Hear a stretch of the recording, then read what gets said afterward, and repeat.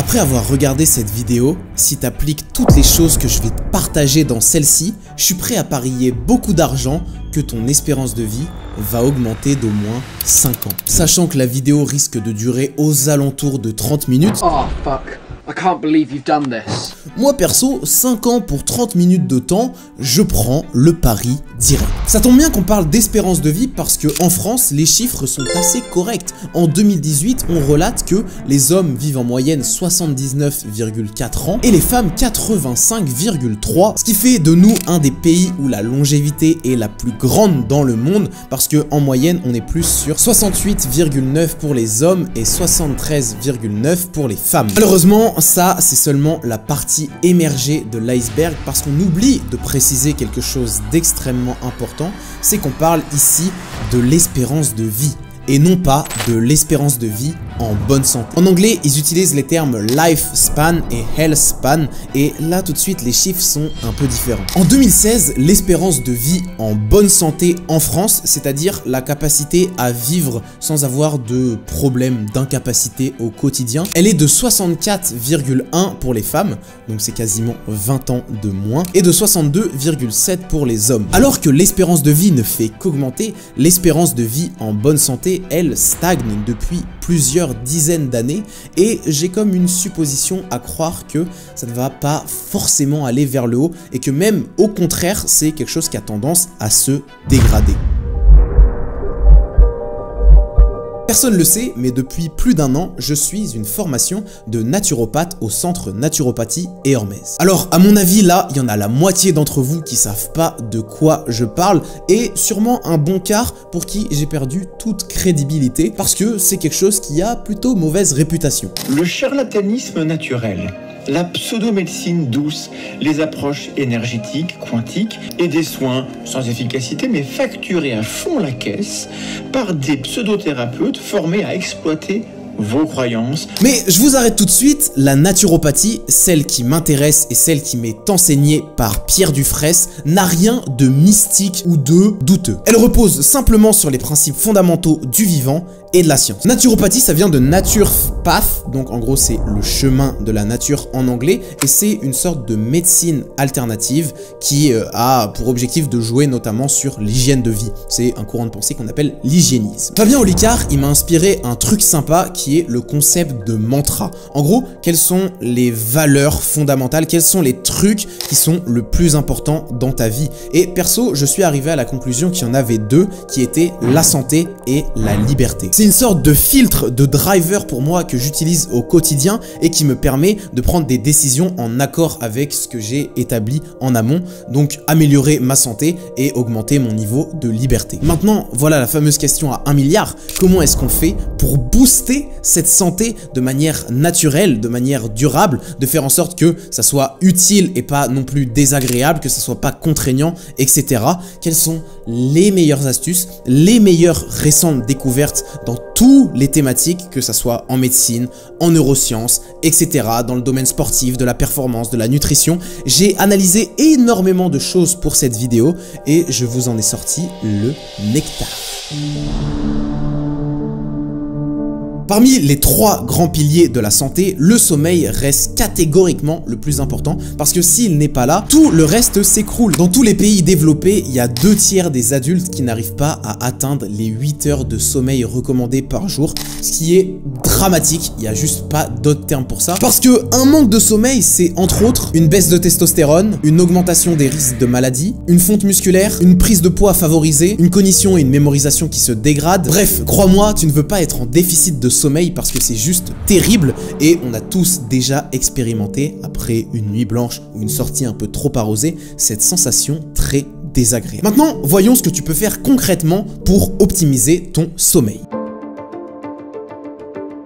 Alors j'imagine qu'il y en a beaucoup d'entre vous qui sont déjà au courant de ça, ou même peut-être qu'il y en a certains d'autres qui ne boivent ou consomment pas du tout de caféine, même si attention parce que par exemple il y a peu de gens qui le savent mais il y en a dans le chocolat. Mais ce qui nous intéresse ici c'est surtout de comprendre pourquoi c'est pas bon d'en boire trop tard. Quand tu viens de te réveiller, tu as tes niveaux d'adénosine qui sont complètement reset, qui sont à 0. Plus tu vas rester de temps éveillé, plus cette adénosine va avoir tendance à augmenter. En gros c'est un truc qui te dit que peut-être au bout de 16-18 heures t'es éveillé, je suis au max adénosine, donc je vais avoir envie de dormir. Il y a d'autres facteurs évidemment qui jouent sur ça, mais l'adénosine en fait partie. Maintenant, le problème avec la caféine, c'est qu'elle va venir se mettre sur les récepteurs à l'adénosine et faire croire à ton cerveau que, imagine tes niveaux d'adénosine, ils sont à 12, 13, lui, le caféine, il va dire non, on reçoit plus le message, on éteint, 4 heures vont s'écouler et tu vas penser que tu es encore à 12 et donc tu ne vas pas ressentir la sensation de fatigue, mais c'est juste un bug, une mauvaise transmission parce qu'en réalité, tu as énormément d'adénosine. Et c'est ça tout le danger de la caféine, parce qu'à court terme, évidemment, on s'en rend pas compte. Elle nous dit que ça va, on a la patate, et perso, c'est un truc que j'ai déjà utilisé plein de fois. Avant d'aller en boîte de nuit, pendant que tout le monde s'explose avec de la vodka, moi je prends 2-3 cafés et je peux vous dire que je fais toute la soirée. Alors de temps en temps, avec parcimonie, c'est cool, parce que c'est un petit hack qui a moins de dégâts collatéraux, on va dire, que l'alcool, et qui permet à mon cerveau de faire croire que waouh, toute la soirée, let's go, j'ai full énergie. Mais la réalité, c'est que c'est pas vrai. Et le fait de mentir comme ça à son corps, de court-circuiter certains messages, tu vas finir par le payer. Aujourd'hui, t'as beaucoup de personnes qui disent dormir 8 heures par nuit parce que, soi-disant, elles se couchent à 22 heures et se lèvent à 6 heures du matin. Mais ce qu'on oublie de dire, de préciser, qui a évidemment son importance, c'est que quand tu vas te coucher à 22 heures, tu vas avoir un certain temps d'endormissement. C'est ça la notion de sleep efficiency qui, en réalité, représente 80 à 85% du temps total que tu vas dédier et passer dans ton lit. En gros, si tu passes 8 heures dans ton lit, en réalité, tu vas endormir que 7. Et quand on dit qu'on a besoin de 8-9 heures de sommeil, en réalité, ça signifie de passer au moins 9 heures, 9h30, 10 heures même pour certains dans ton lit. Parce qu'il y a un certain temps pour s'endormir et celui-ci n'est pas complètement réparateur. Alors le fait de fermer les yeux, d'être calme, d'avoir une respiration qui commence à ralentir, une température corporelle qui baisse, évidemment c'est reposant, mais c'est pas suffisant. Dans ce vaste et grand monde du développement personnel, il y a une idée qui persiste depuis pas mal d'années, faute ou grâce, un peu des deux évidemment, à un livre qu'on appelle Miracle Morning, qui prône le fait de se lever tôt. Il y a même un autre bouquin qui s'appelle The 5 AM Club, parce que il est vrai que pour beaucoup de personnes, se lever tôt va avoir tendance à augmenter leur productivité, etc. Mais ça, c'est oublier quelque chose de fondamental qu'on appelle le chronotype et qui est vérifié de manière scientifique, mais même empirique, que certaines personnes sont faites pour se coucher plus tard. Certaines personnes sont faites pour se lever plus tard, d'autres pour se lever plus tôt. Et ça, c'est hyper important de le prendre en considération. J'ai sorti une petite vidéo courte il n'y a pas longtemps dans laquelle je m'amuse à montrer que un gars qui se lève à 5 heures et un gars qui se lève à 10 heures, il peut faire exactement la même chose, faire exactement les mêmes activités, mais à des horaires différents. Ça ne pose aucun problème. Alors c'est sûr, ça peut rentrer en contradiction avec les rythmes circadiens, mais ça, c'est pareil. On est aussi un peu différent sur ça. Il y a des gens comme moi, par exemple, qui sont très calés sur ces fameux rythmes circadiens. Donc je vais me lever vers 6-7 heures, je vais me coucher vers 21h, 22h en moyenne, ce qui correspond à peu près au coucher et au lever du soleil. Mais il y a d'autres gens pour qui c'est pas exactement la même chose. Et pareil, si tu veux avoir un bon sommeil, avoir des horaires réguliers, c'est assez important parce que tu l'as sûrement déjà expérimenté, mais se réveiller juste avant que le réveil sonne parce que tu as pris l'habitude, c'est ce que je faisais par exemple quand j'étais à Rennes à la fac, je me levais tous les jours à 6h du mat. Tous les jours, même le week-end, et au bout d'un moment, je me levais à 5h57 tout le temps. J'avais même plus besoin du réveil parce que mon corps était habitué. J'avais un rythme de sommeil qui était bien ancré, ce qui fait que je dormais super bien et que j'avais plus besoin de réveil et que j'avais pas non plus de problème pour m'endormir. J'ai ça tout le temps aujourd'hui, vers 22-23 heures, j'ai une fatigue hyper importante qui monte et je sais que à ce moment-là, je peux m'endormir comme ça. D'après une étude danoise qui a analysé plus de 7 millions de nuits, je ne sais pas si tu te rends compte du nombre de data, mais à quel point c'est colossal, se sont rendus compte d'une chose intéressante qui est que quand il fait plus de 30 degrés dehors, les gens perdent en moyenne 14 minutes de sommeil. Et ça, sur le long terme, ça commence à faire beaucoup. C'est bien connu, mais un des processus pour t'endormir qui va commencer à entrer en jeu et qui va atteindre son pic vers 1 à 2 heures du matin, c'est la température corporelle qui va baisser parce que notre organisme a besoin d'avoir moins chaud pour dormir. Pour ce qui est de la lumière, c'est à peu près pareil parce qu'on sait qu'une lampe de chevet entre 20 et 80 lux, ce qui est assez peu, c'est le truc un peu que tu mets dans ton coin pour lire ou pour te mettre en pyjama, ça réduit de 50% tes sécrétions de mélatonine. mélatonine. Pour ça, j'ai trouvé quelque chose de très sympa qui me permet d'avoir une lumière mais de ne pas venir court-circuiter mes sécrétions de mélatonine. C'est une lampe de poche. En gros, une lampe torche, tu vois, tu mets le petit truc sur la tête que tu peux utiliser pour lire, comme ça c'est une lumière que tu vois pas réellement. Et sinon, je la mets juste sur le côté dans ma chambre, je la cache un peu pour voir vite fait où je marche, pour faire mes petits mouvements du soir et tout, mais pour être quand même dans le noir et commencer à sécréter beaucoup de mélatonine. Je fais ça tous les soirs, je vais dans la pièce là où il y a la clim, je mets ma petite lampe de torche, je planifie ma journée pour le lendemain et comme ça je dors super rapidement. Hier, je pense sincèrement que je me suis endormi en 2-3 minutes et j'ai un peu l'impression, même grandement l'impression, que c'est grâce à tous ces petits rituels que j'ai mis en place. Alors peut-être que tu as déjà entendu parler de cette tendance, que tu as probablement balayé d'un revers parce que tu t'es dit que c'était complètement anti-nature. Je voyais, enfin, il n'y a aucun intérêt à faire ça a priori et je peux comprendre qu'on soit réticent à l'idée de se mettre du scotch sur la bouche et de peut-être mourir étouffé, mais je t'assure que c'est extrêmement logique et extrêmement bénéfique. C'est un fait, respirer par le nez est meilleur pour l'être humain parce qu'il a été designé comme ça. Dans ton nez, tu as tout d'abord 25% de l'oxyde nitrique qui est produit dans la cavité nasale, qui est un puissant antibactérien, antiviral. En plus de ça, tu as les poils qui eux agissent comme un filtre. En gros, eux, ils prennent les macromolécules et tout et ils font en sorte que ça ne vienne pas dans tes poumons. Ensuite, tu as l'air qui est instantanément humidifié et réchauffé, ce qui est beaucoup plus optimal pour la respiration. Tu peux avoir des inspirations beaucoup plus grosses, sauf évidemment quand tu fais un effort très intense où là, respirer par la bouche s'avère être important. Mais sinon, dans la plupart du cas, tu dois respirer uniquement par le nez. Et là, je n'ai absolument pas de problème à utiliser l'impératif parce que c'est le cas. Et la nuit, il y a plein de gens, je ne sais pas pour quelle raison, qui respirent par la bouche. Et ça pose beaucoup de problèmes. Ça vient aussi jouer sur ta mâchoire. Là, ton menton, il va avoir tendance à revenir vers l'arrière. Alors que si tu respires tout le temps par le nez, tu n'auras pas ce problème-là. Pareil dans la place de tes dents, il y a même des médecins qui disent que respirer par la bouche, ça peut être la cause numéro 1 d'avoir des caries. Je sais pas si tu te rends compte à quel point est-ce que c'est chaud. Bref, respirer par le nez, c'est trop important et je pense que c'est un facteur aussi de longévité dont on parle pas beaucoup, mais qui a son importance, en tout cas qui est sûrement sous-estimé. Donc moi, voilà, ça fait plus de 2 mois quasiment que je dors avec du scotch sur la bouche toutes les nuits et c'est devenu une habitude. En fait, maintenant, si je dors pas avec du scotch sur la bouche, je me sens pas très bien, donc c'est devenu en fait hyper facile. Et t'as aussi des choses très intéressantes, c'est que t'as pas de mauvaise haleine par exemple le matin, et ça c'est encore une fois un signe de plutôt bonne santé et juste pour soi c'est très agréable. Bon, ça, on va pas se mytho, ça reste du bonus parce que ça peut jouer, notamment, tu sais, cette sensation où tu vas dans tes draps qui viennent d'être lavés et tu te sens hyper bien et en général, c'est des nuits où tu t'endors rapidement. Donc, ça a un petit effet, c'est toujours très agréable. Perso, j'ai investi dans une literie de qualité avec, bon, on m'a envoyé ça, c'est un matelas Emma qui fait très bien le travail. Pareil pour les oreillers. Ensuite, j'ai des trucs, de la literie en lin, donc matière assez sympa. Et globalement, au début, je trouvais ça cool, mais après très vite, j'avoue qu'on s'habitue. Mais étant donné qu'on va quand même passer un tiers de notre temps allongé sur notre matelas, autant choisir quelque chose de plutôt sympa. Dans l'idéal, on conseille quand même d'avoir des matelas qui sont ni trop mous, ni trop durs. Il semblerait que ce soit le meilleur truc, mais je pense que c'est pas là où tu vas faire une grande différence. Mais étant donné que ça fait partie de ton environnement, autant investir dans quelque chose de sympa. Alors, l'alimentation, c'est quelque chose de délicat et qui est très souvent dogmatique.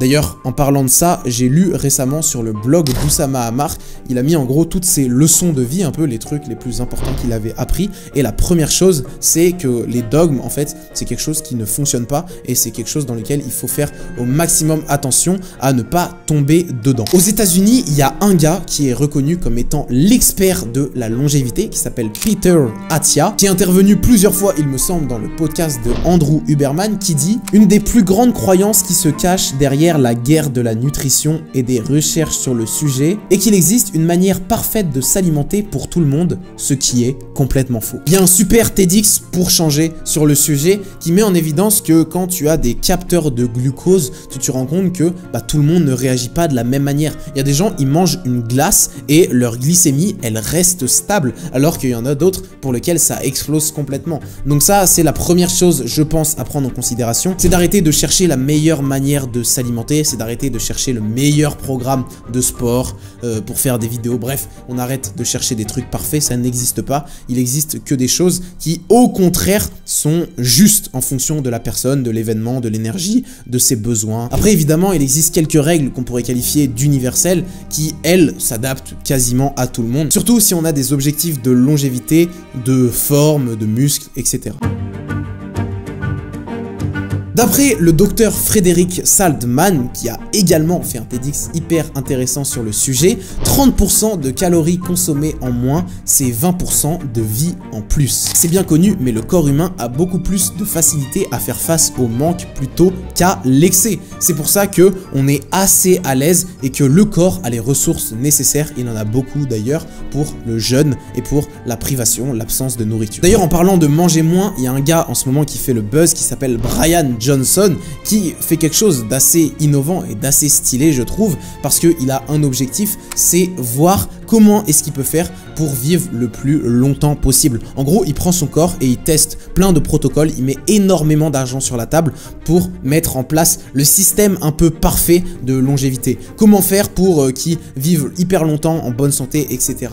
Et parmi les choses qui s'imposent, il y en a une qui est de manger tous les jours 1977 calories, je crois, ou peut-être 57, un truc comme ça, ce qui est inférieur par rapport à son métabolisme de base et ses dépenses journalières, qui doit être autour de, je sais pas, 2002, 2005, mais pour autant, a priori, il semblerait que d'après ses recherches, ça soit le truc optimal pour lui. Perso, je galère grave à faire ça, et je fais clairement partie des gens qui adorent manger et qui ont un petit peu de mal à se restreindre. Je sais que j'ai beaucoup plus de facilité, par exemple, à prendre du poids qu'à en perdre. C'est comme ça que je fonctionne, et c'est un truc avec lequel j'ai vraiment pas mal de difficultés. Donc j'ai fait quand même quelques recherches, je me suis pas mal intéressé à ce sujet pour essayer de comprendre comment est-ce que je pouvais faire pour manger moins. Alors j'ai trouvé pas mal de trucs, certains hyper pertinents, d'autres un peu plus loufoques. C'est le cas par exemple d'une étude menée au Danemark par Chuck Anderson et ses collègues qui a pris 3 groupes de personnes. En gros, il y avait 1000 volontaires qui étaient en bonne santé,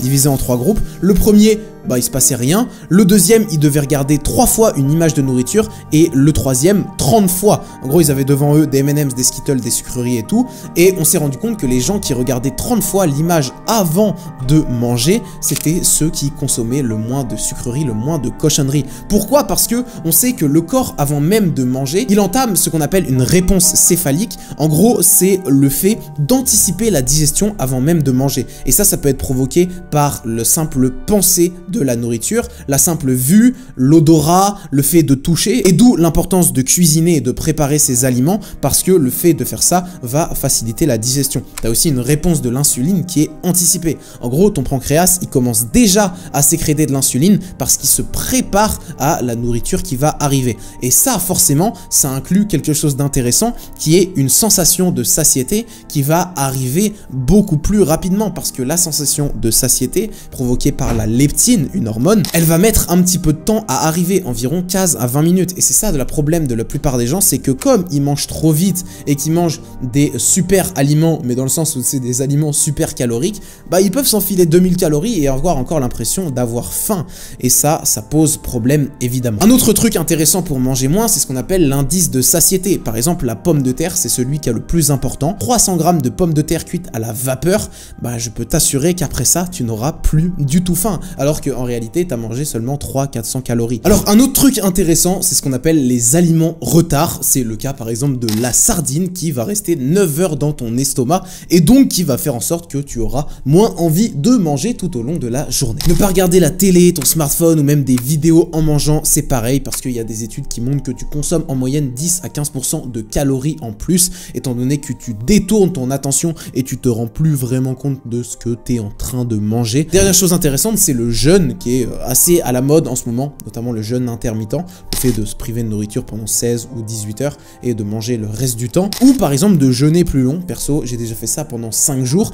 Et avec le recul, je crois que c'était une des expériences les plus dures de toute ma vie, réellement, parce que, mine de rien, je crois qu'on se rend pas compte, mais c'est surtout peut-être mon cas, j'ai une attache hyper importante à la nourriture, mais pour le coup, c'est sûr que ça m'a fait du bien, et il y a des études, encore une fois, qui montrent que si tu fais jeûner une souris 1 jour par semaine, il y a 20% de cancer en moins, parce que une des phases du jeûne intéressante, c'est la phase d'autophagie. En gros, ton corps va commencer à se manger lui-même, et il va s'attaquer aux trucs les plus faibles, aux trucs un peu inutiles, et bah ça c'est juste un processus qui est génial. Et en plus de ça, tu as une régulation, enfin il y a plein de trucs, il y a plein d'avantages à jeûner, mais c'est pas un sujet sur lequel j'ai envie de m'étendre parce que ça reste quelque chose quand même de délicat. Il y a plein de gens qui ont jeûné, qui sont allés trop loin, et au contraire qui ont eu des effets complètement négatifs avec le jeûne, donc c'est quelque chose qu'il faut pas prendre à la légère, même si je suis clairement partisan pour cette approche, mais tout dépend encore une fois de l'individu, des besoins et de la manière dont ça va être proposé. Durant son interview avec Andrew Huberman, Peter Attia, à un moment, il dit un truc intéressant. La première chose que vous devez savoir par rapport aux protéines est que la recommandation standard est une énorme blague. Aujourd'hui, aux États-Unis, la RDA recommande 0,8 kg par poids de corps par jour. Ça représente à peu près le nombre de protéines dont on a besoin pour rester en vie, mais c'est bien loin d'être ce dont on a besoin. Parmi les 3 macronutriments, les glucides, les lipides et les protéines et les protéines font partie des 2 essentiels. Les glucides, on peut vivre sans. On peut fonctionner uniquement sur la graisse et sur les protéines, mais par contre, se passer de protéines, c'est impossible. Et tu as tout intérêt à en consommer davantage, notamment parce que ça favorise la prise musculaire, ça permet également l'anabolisme, autrement dit la construction de muscles, et pour ça, les recommandations un peu plus optimales, elles tourneraient a priori autour de 1,5, 2, voire même 2,2 kg de protéines par poids de corps. Donc moi qui fais 80 kg, je dois manger à peu près 160 g de protéines par jour, ce qui est, je le sais, énorme par rapport à ce qu'on a l'habitude de consommer, par exemple quand tu es au collège, au lycée, que tu manges au self, mais ce qui est beaucoup plus optimal. Alex Hormozy, qui est un gars que j'aime bien, j'ai vu que lui, tous les matins, il mangeait à peu près 100 g de protéines pour être sûr que tout au long de la journée, il n'ait pas trop à se soucier de ça et qu'il puisse être tranquille. Donc ça, c'est vraiment un truc qui est extrêmement important, surtout si tu fais de la muscu, mais même si t'en fais pas, en fait, manger plus de protéines, il y a juste que des bienfaits en fait, surtout si c'est une source de protéines qui est assez qualitative. Je pense par exemple aux œufs qui contient tous les acides aminés essentiels, surtout s'ils sont bio, c'est encore mieux. Vraiment, mange plus de protéines, ça contribue également à ta satiété, ça vient amener plus facilement la satiété, donc indirectement ça fait le point avec ce qu'on avait dit précédemment, moins manger. Et puis je crois que c'est déjà pas mal. Aujourd'hui, c'est l'un des problèmes majeurs de l'alimentation moderne, c'est la cuisson et la transformation des huiles.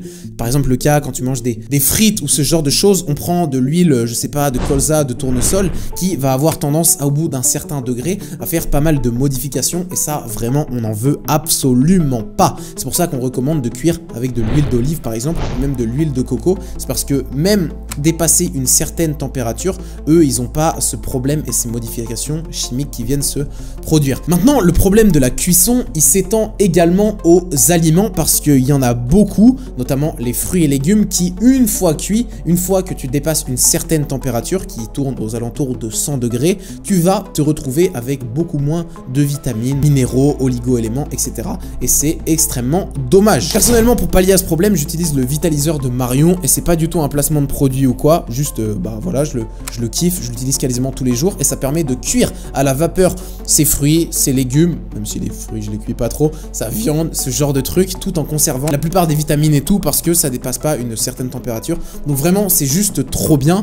Et pareil, manger un petit peu plus de cru. Il y a autre chose d'intéressant, c'est par exemple les œufs. On sait que tous les oméga 3, toutes les graisses qui sont contenues, enfin les graisses dit vulgairement, et bah dans l'œuf elles sont dans le jaune d'œuf et c'est pour ça qu'il faut pas le cuire et que par exemple tous les matins moi je fais mes œufs au plat pour ne pas cuire le jaune et pour pas que les oméga 3 se modifient et soient complètement détruits. D'après un rapport intitulé Eau et médicaments publié par le docteur Jean-Marie Agüener de l'université de Lille, on s'est rendu compte que dans l'eau du robinet, il y avait d'une part beaucoup de perturbateurs endocriniens, de résidus hormonaux, médicamenteux, etc.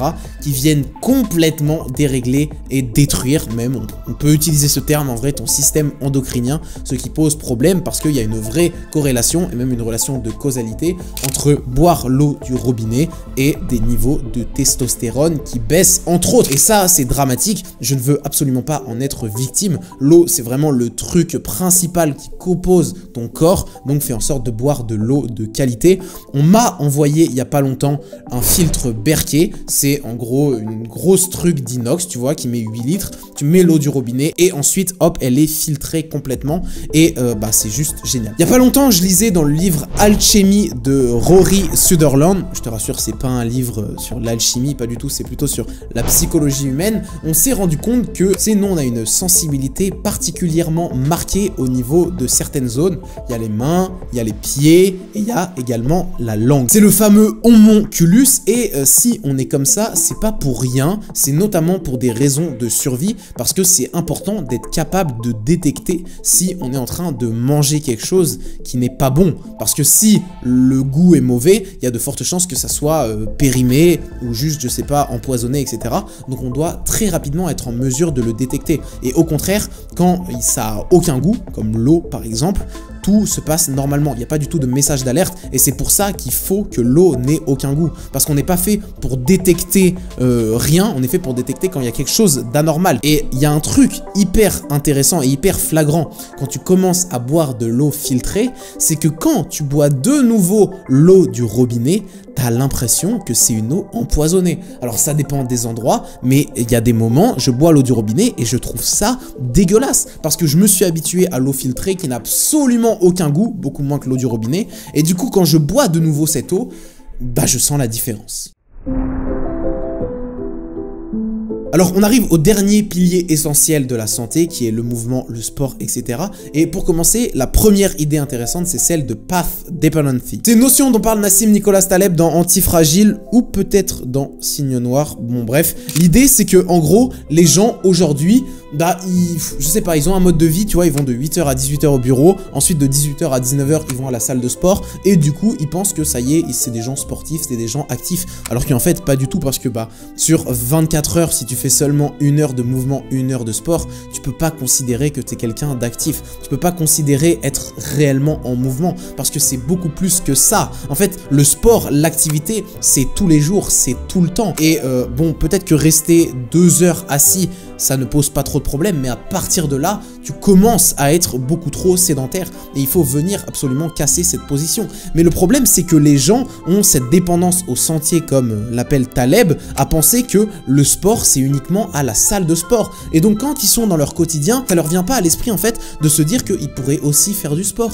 Ils pourraient peut-être, comme je le fais pour aller au cowork, prendre l'escalier au lieu de prendre l'ascenseur. C'est important parce que le sport, il est dans notre vie de tous les jours et c'est à la base même qu'il est, en fait. Faire de la muscu à côté, c'est super. Et c'est d'ailleurs un des sports qui est le plus optimal pour la longévité parce que c'est hyper énergivore, les muscles, ça a tendance à optimiser pas mal de choses, à réduire le risque de blessure, enfin bref, c'est trop bien. Mais il n'y a pas que ça, en fait. Le mouvement, c'est beaucoup plus, c'est un vrai art de vivre et c'est quelque chose qui doit se faire tout le temps. Le NEAT, en gros, c'est tous les calories et tous les efforts que tu vas faire dans ton quotidien. Ça fait évidemment lien avec ce que j'ai dit précédemment, mais c'est tous les petits trucs où, je sais pas, hop, bim, je me lève de ma chaise, bam, j'ai augmenté un petit peu mon NEAT, je vais ramasser un truc par terre, bim, je vais baisser, je vais commencer à faire mes lacets, je vais marcher 2-3 trucs, je marche pour aller à la voiture, etc. Tout ça, c'est le NEAT et l'objectif, c'est de réussir à l'augmenter parce que d'une part, ça va venir peser dans la balance un peu calorique et bah, en général, comme on est beaucoup à avoir un surplus calorique, à dépenser moins que ce qu'on ingère, bah, ça pose problème parce qu'on prend du poids. Donc là, ça vient un peu contrebalancer ça et c'est un des conseils qui est souvent partagé pour aider les gens à perdre du poids et bah, c'est un truc que tu peux faire. Il y a quelque chose que j'ai découvert il y a pas longtemps qui est assez intéressant qu'on appelle de Soleus Push-Up, encore une fois partagé par Andrew Huberman mais qui a été découvert à Harvard il me semble, ou à Stanford, un des deux, mais bref, une étude qui a été réalisée et qui a montré qu'en fait le simple fait de monter son genou comme ça, genre Tu vois, t'es assis et hop, tu montes. Tu peux réellement dépenser des calories en étant assis et stimuler certains muscles. Donc ça, c'est juste génial, c'est une assez belle découverte. Et moi, perso, quand je prends le train, ça m'arrive pas mal de fois de lever comme ça mon talon, tu vois, à 90 degrés parce que je me dis que c'est bien, je continue un peu à solliciter, à dépenser des calories. Et les études montrent que c'est un muscle hyper endurant et tu peux faire ça pendant longtemps et dépenser quelques calories. Pareil, il y a d'autres trucs que j'ai fait pour augmenter mon HIIT. C'est par exemple là un bureau assis debout. Tu peux aussi, il existe des tapis qui te font marcher pendant que tu es sur ton bureau. Enfin bref, il y a plein de trucs et c'est hyper important de rajouter du mouvement partout.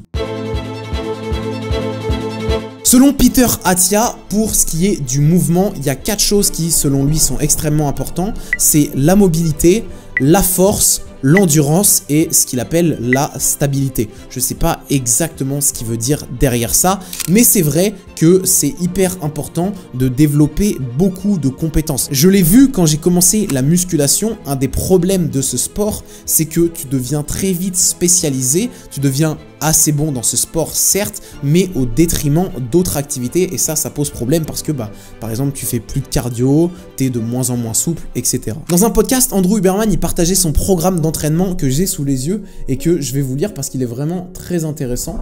En gros, le lundi, lui, il fait une séance de musculation jambes. Ensuite, le mardi, il s'expose à de l'eau froide. Le mercredi, il fait le haut du corps. Le jeudi, il fait 30 minutes d'endurance à ce qu'il qualifie comme V3. En gros, c'est tu respires rapidement. Tu peux pas vraiment parler parce que c'est un peu trop intense, mais ça va, t'es quand même bien et tu peux le tenir 30 minutes. Après, le vendredi, il fait une séance de HIIT. Le samedi, il fait le cou, les bras, etc. Et le dimanche, il fait une séance d'endurance qui dure à peu près 1 heure. Et à côté de ça, il disait qu'il faisait un peu de mobilité. Ça, tu peux l'inclure par exemple tous les matins ou tous les soirs. Là, tu as un programme d'entraînement par exemple qui est extrêmement complet et qui sur le long terme va t'apporter des bénéfices qui sont énormes parce que là tu développes un petit peu tout en fait et clairement si tu as un objectif plutôt de longévité, d'être complet, d'être en bonne santé, d'avoir une bonne énergie et tout, c'est le genre de choses que tu pourrais viser. Après si tu me dis que tu veux devenir footballeur pro, je peux te dire que ce programme il sera juste pas du tout adapté. Une pratique de santé qui est assez mystique et qui peut-être rébute certaines personnes, c'est ce qu'on appelle le grounding ou encore le earthing qui consiste à marcher pieds nus et à se reconnecter avec la terre. Il y a 2 études menées en 2014 et en 2015 qui ont utilisé des imageries laser, etc. qui se sont rendu compte que le fait de marcher pendant 1 heure pieds nus dans, je sais pas, l'herbe, l'eau, le sable, ça permet d'avoir un afflux et une circulation sanguine vers le visage qui est accélérée et qui est meilleure en fait. Parce qu'il y a pas mal d'avantages à ça, mais un des principaux c'est d'éliminer ce qu'on appelle les radicaux libres. Parce que notre corps actuellement, quand il est déconnecté de la Terre, il a tendance à être chargé beaucoup trop positivement en électrons. Et donc le fait d'avoir la Terre et cette connexion, ça permet de rééquilibrer et d'avoir quelque chose de plus harmonieux. Donc c'est important de temps en temps d'être en contact avec la nature. Comme le disait Aristote, dans toutes les choses de la nature, il y a quelque chose de merveilleux. S'exposer au soleil, ça permet de choper de la vitamine D, ça permet d'augmenter son humeur, ses niveaux de bonheur. Et donc forcément, quand il y a pas mal de trucs naturels, autant ne pas s'en priver. Et là, c'est quelque chose que tu peux inclure de temps en temps. Par exemple, tu vas à la plage, c'est logique, t'es pieds nus et tu profites un peu de ces avantages. Sans pour autant devenir un grand marginaliste qui marche pieds nus dans les rues de Paris. Parce que c'est important de ne pas marcher avec des semelles, etc. Ce qui, pour le coup, est plutôt vrai, hein. La voûte plantaire est clairement faite pour marcher pieds nus. Sur du béton, ça c'est déjà une autre question et le temps d'adaptation va sûrement être un petit peu long, mais là pour le coup, marcher pieds nus dans l'herbe et tout, c'est un truc que tu peux faire de temps en temps et dont tu ne tireras que des bénéfices. Et des petites taches vertes sur les pieds, mais bon. Il y a pas longtemps, j'étais au resto avec un pote et il me racontait une anecdote assez marrante sur son chien. En fait, il est parti 8 mois en Thaïlande et du coup, pendant ce temps-là, il a dû faire garder son chien et logiquement, il l'a filé à ses parents. Problème, quand il est revenu 8 mois plus tard, et en fait, c'est la raison pour laquelle il est revenu, son chien n'allait pas bien du tout. il avait plein de problèmes de santé, complètement déprimé, il mangeait pas, etc. Enfin vraiment, il était sur le point de mourir, mais magie, quand il est revenu, le chien était de nouveau en pleine santé. Bon, il a fallu 2-3 semaines pour qu'il se remette un peu, c'est pas disparu comme ça d'un claquement de doigts, mais c'est quand même assez fou ce qui s'est passé, parce que, bah, il m'a dit, hein, il m'a raconté les choses ainsi, le chien était redevenu le même qu'il y avait un an. Alors certes, c'est assez difficile de le prouver de manière scientifique et tout, mais bon, si ça produit des résultats pareils, c'est pas pour rien, et nous, les êtres humains, on est quand même les premiers conscients que les relations sociales, que notre santé mentale, c'est quelque chose qui prend énormément de place, surtout au 21e siècle où c'est devenu quelque chose de normal et quelque chose d'important parce qu'on a beaucoup de temps, on peut se questionner sur quel est le sens de la vie, on peut prendre soin de notre santé mentale parce qu'on se rend compte que ça joue sur beaucoup de choses. Faut pas oublier qu'on voit pas le monde tel qu'il est, mais on voit surtout le monde tel qu'on le perçoit, et donc si tu as des perceptions qui sont négatives, bah, il y a de fortes chances pour que les choses et le monde tel que tu le vois soient sous un spectre un petit peu négatif. Il y a une étude intéressante qui a montré que la solitude, quelque chose d'imposé un petit peu, c'était comme fumer à peu près 10 cigarettes par jour. C'était aussi nocif au vu de l'espérance de vie que tu pouvais atteindre et de ton niveau de santé, d'énergie et tout. Enfin, c'est juste dramatique. Et il y a même quelque chose d'encore plus fou, c'est une étude qui a été menée à Harvard durant plus de 75 ans, qui a mis en évidence, après avoir étudié plein de gens durant toute leur vie et tout, on les a suivis pendant super longtemps, et il y a encore une fois un TEDx sur le sujet, que le truc le plus important, la chose qui avait le plus d'impact sur le bonheur, c'était des relations sociales épanouies. Robert Waldinger, qui est le gars qui a fini cette étude, parce qu'en gros ils ont été limite 3-4 tu vois à se la passer, parce que 75 ans, bah, personne fait 75 ans de carrière, il a écrit un livre sur le sujet si ça t'intéresse qui s'appelle The Good Life. Maintenant il y a d'autres trucs qui font partie de la santé mentale et qui ont des impacts au niveau physiologique, par exemple le rire, le fait de sourire, de mettre un crayon comme ça dans sa bouche pendant plus de 2 minutes permet de booster ses niveaux de sérotonine qu'on appelle vulgairement l'hormone du bonheur. Enfin bref, il y a ça c'est un truc qui est assez difficile parce que quand tu l'as, tu te rends pas vraiment compte que ça te fait du bien, c'est quelque chose d'assez normal et moi c'est exactement ce qui s'est passé quand j'étais au collège, au lycée, j'étais tout le temps avec des potes, tout le temps avec des gens et c'était trop bien mais en fait je me rendais pas compte parce que bah c'était un peu devenu la routine, c'était un petit peu normal mais quand j'ai quitté l'école, quand j'ai quitté la fac et j'ai commencé à faire des vidéos, je me suis retrouvé seul. Et là, je peux vous dire que je me suis rendu compte à quel point est-ce que ça me faisait du bien d'être avec des gens, de rigoler, de partager des trucs et tout, parce que bah, c'est quelque chose de vraiment important et qui participe beaucoup à notre santé. Dans le monde, il y a quelques régions qui ont une longévité qui est bien supérieure à la moyenne, qu'on appelle les zones bleues. Et on va pas rentrer trop dans les détails parce que là vraiment je transpire beaucoup trop. Mais il y a un gars qui a écrit un bouquin sur le sujet et qui a essayé de comprendre qu'est-ce qui faisait que ces gens vivaient aussi longtemps. Et je vais vous partager le résultat de ces recherches. 1. Une activité physique modérée et régulière. 2. Un but dans la vie. 3. La réduction du stress. 4. La restriction calorique. 5. Une alimentation à base d'aliments d'origine végétale. 6. Une consommation modérée d'alcool. 7. Un engagement spirituel ou religieux. 8. Un engagement dans la vie sociale et familiale. Tout cela fait évidemment lien avec tout ce qu'on a dit précédemment, mais ne l'oublions pas, les secrets de la vie sont cachés derrière le mot cliché. Donc quand on te dit que ouais, faut bien manger, faut bien dormir, faut faire du sport et ça y est, tu seras en bonne santé, bah dans la plupart du cas, c'est un petit peu vrai. Il n'y a pas besoin de trop non plus se prendre la tête, même s'il y a certaines choses sur lesquelles on se prend pas du tout la tête et pourtant on aurait tout intérêt à le faire. Donc encore une fois, tout est dans la mesure. Et pour finir cette vidéo, je vais te partager quelques astuces en vrac que j'ai testé et que je trouve vraiment bien. Alors la première, c'est ce qu'on appelle le tabouret de toilette. Introducing the Squatty Potty. No, Squatty Potty is not a joke. This is fast or your money back. I scream, you scream and plop plop. J'ai découvert cette pub il y a pas longtemps, je la trouve juste excellente et bah en fait c'est une vraie pub. D'ailleurs ils ont été super malins, ils se sont dit comment on peut mettre une pub et mettre des images sur ce truc qui est un petit peu dégueulasse à la base et je trouve qu'ils l'ont super bien fait, donc bravo à eux pour ça. Mais un tabouret de toilette c'est juste génial, c'est un petit investissement, 30 balles, un truc comme ça. Et une fois que c'est fait, bah tu te rends compte que quand tu vas aux toilettes, tu gagnes du temps et en plus de ça, ça sort plus facilement, donc pourquoi s'en priver. Ensuite, s'exposer au froid, c'est un truc dont on n'a pas beaucoup parlé mais qui est quand même assez important et que je pratique aussi régulièrement. Alors en ce moment c'est l'été, donc la douche froide elle est à 15-20 degrés, c'est vraiment pas très agréable, je dis ça premier degré, sans mauvais jeu de mots, mais voilà, s'exposer au froid, il y a plein de bienfaits, ça booste ta circulation sanguine, ça renforce ton système immunitaire, ça permet de booster 2,5 fois tes niveaux de dopamine, enfin bref, plein de bonnes raisons de le faire. Il y a plusieurs conditions qui font que tu vas vraiment tirer profit de l'exposition au froid, d'après Maurice Daubard, qui est un peu le maître dans le domaine depuis quelques milliers d'années, qui est un peu en fin de vie, paix à son âme, bref, il est même pas mort, je crois, oula, je parle trop vite, c'est de s'exposer 11 minutes par semaine, donc pas trop longtemps, il y a des gens qui font des sessions de 10 minutes, vous n'avez pas besoin de faire autant. Ensuite, c'est que ça soit assez froid pour que tu aies quand même envie de sortir, mais que tu sois assez fort pour y rester, que tu aies des frissonnements, et que tu ne te sèches pas tout de suite pour laisser ce qu'on appelle la thermogénèse. En gros, c'est un système de régulation de la température normale et naturelle du corps.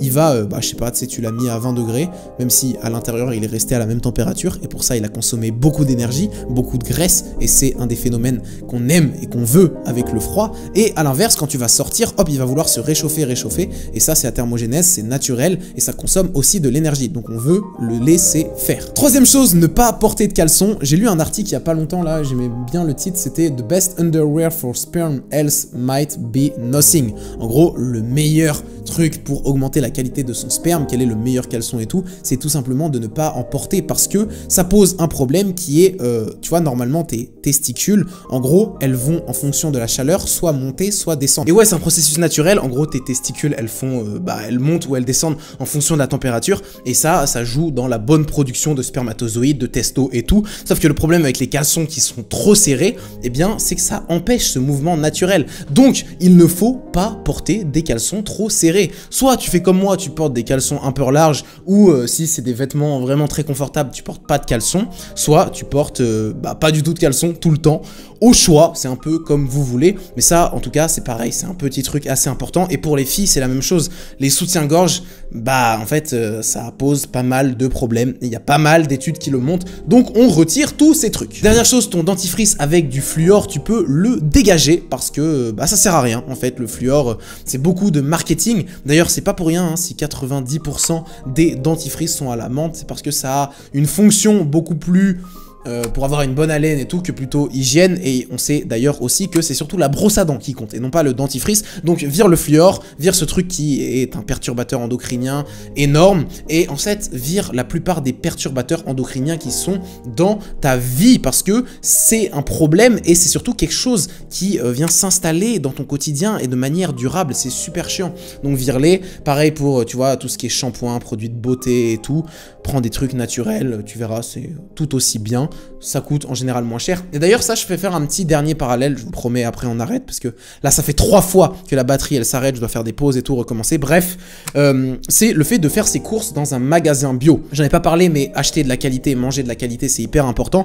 Et ça, c'est un bon hack, je trouve. Un bon environnement, un bon moyen, pour ceux qui ont la ref, de conscientiser macro. C'est de faire ses courses dans un magasin bio. Parce que tu vas là-bas, t'as que des produits naturels. T'as 95% des produits qui sont bons pour la santé, on va dire à peu près, même si bon pour la santé ça veut pas dire grand chose. Donc c'est un environnement qui est idéal dans lequel tu peux te faire plaisir et acheter ce que tu veux. Et là-bas, essaye de trouver des dentifrices avec fluor, t'en as quasiment aucun, donc c'est tant mieux. Voilà, c'est la fin de cette vidéo, j'espère qu'elle t'aura plu, c'était énorme comme vidéo, j'en transpire ma mort, bref.